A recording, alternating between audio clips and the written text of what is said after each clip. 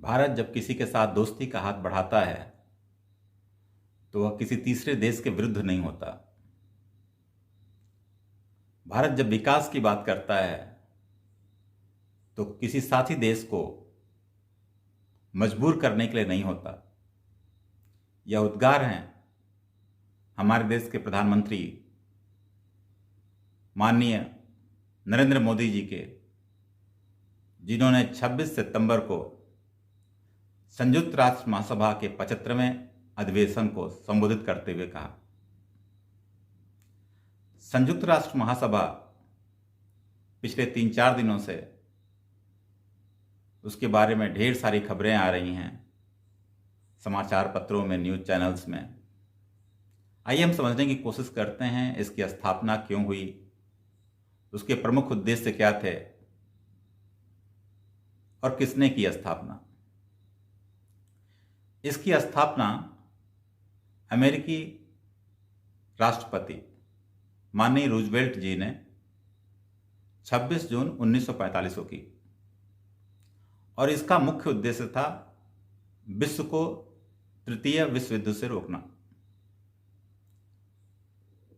संयुक्त राष्ट्र महासभा के 3 मुख्य स्तंभ, जिसमें शांति और सुरक्षा, विकास और तीसरा मानव अधिकार, इन 3 स्तंभों के लिए संयुक्त राष्ट्र महासभा काम करती है। इसके 193 सदस्य हैं, जिसमें दक्षिणी सूडान ने भी हाल में ही इसकी सदस्यता ली है। इसमें जो अध्यक्ष पद चुना जाता है उनका कार्यकाल 1 साल का होता है। हमारे देश से जो संयुक्त राष्ट्र महासभा की पहली महिला अध्यक्ष चुनी गई थी, वो हमारे देश से थी, जिनका नाम विजय लक्ष्मी पंडित था। अब इन देशों में 5 ऐसे देश हैं जिनके पास वीटो पावर है। वीटो पावर मतलब निषेध करने की क्षमता है उनके पास। आप लोगों ने कभी सुना होगा कि रूस ने वीटो कर दिया, चीन ने वीटो कर दिया, और वो जो 5 देश हैं जिनके पास वीटो विशेषाधिकार है वो हैं अमेरिका, यूके, फ्रांस, चीन और रूस। इन 5 देशों के पास वीटो पावर है। इसका मतलब यह हुआ, अगर किसी भी चीज को पास करना है तो इन 5 की सहमति जरूरी है।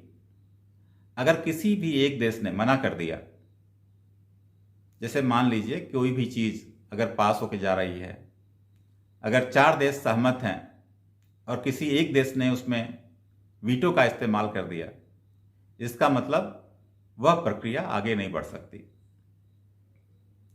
भारत बार बार इसमें अपनी दावेदारी का एक तरीके से बार बार अपनी दावेदारी पेश करता है। जैसा कि प्रधानमंत्री ने उद्घाटन भाषण में साफ साफ बोला कि इसकी स्थापना 1945 में हुई थी और उस समय इसके उद्देश्य जो थे और जिस तरीके से गठन हुआ, इसने काफ़ी अच्छा काम किया। लेकिन समय के साथ साथ इसमें परिवर्तन की ज़रूरत है।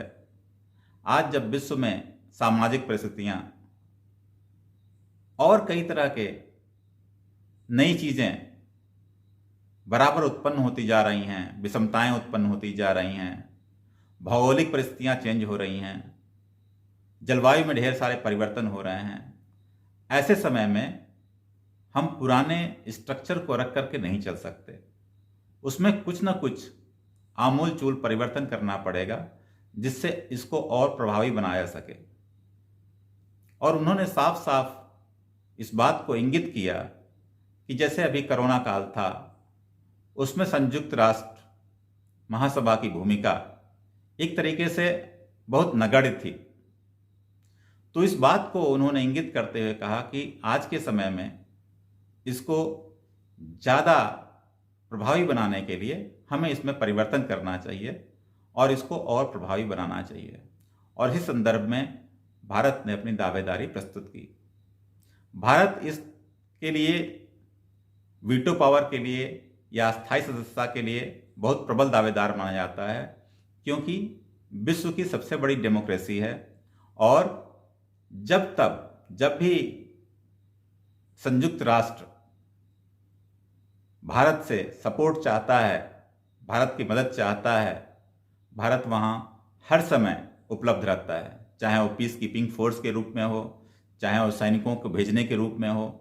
और अभी हाल में ही आप लोगों को याद होगा, कोरोना काल में जब दवाओं का ढेर सारी परेशानी खड़ी हो गई थी, उसमें भारत ने ही करीब 150 देशों को जो इसकी मुख्य दवाएं हैं वो वितरित किया था, उन्हें प्रोवाइड किया था। तो ऐसे में भारत एक बहुत बड़ी जिम्मेदारी की भूमिका में आ जाता है।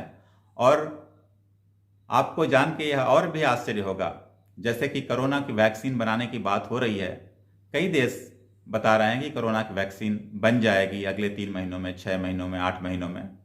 लेकिन विश्व में प्रोवाइड की जाने वाली सारी की सारी वैक्सीन लगभग 80% भारत में बनती हैं।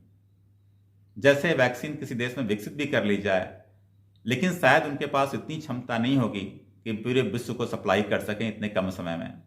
और उसके लिए भारत की जो फार्मा कंपनीज हैं वो तेजी से काम करके इस वैक्सीन को प्रोड्यूस करती हैं। और आज के समय में भी पोलियो की वैक्सीन जो पूरे ऑलमोस्ट 2/3 वर्ल्ड में सप्लाई होती हैं, भारत में ही प्रोड्यूस की जाती हैं, भारत में ही बनाई जाती हैं। तो ऐसे में भारत एक बहुत बड़ा योगदान कर सकता है। और इसीलिए माननीय मोदी जी ने अपने पक्ष को प्रभावी ढंग से रखते हुए अनुरोध किया कि उन्हें संयुक्त राष्ट्र में अस्थायी सदस्यता मिलनी चाहिए। दोस्तों, हम उम्मीद करते हैं आने वाले समय में विश्व का परिप्रेक्ष्य जो बदला है उसमें भारत को अग्रणी भूमिका निभानी है। और मैं देख सकता हूं कि आने वाले समय में भारत अस्थायी सदस्य बन सकता है, इसकी मुझे बहुत ज़्यादा उम्मीद है। और इन्हीं उम्मीद के साथ, इन्हीं शुभकामनाओं के साथ हम आपसे विदा लेते हैं। धन्यवाद। जय हिंद।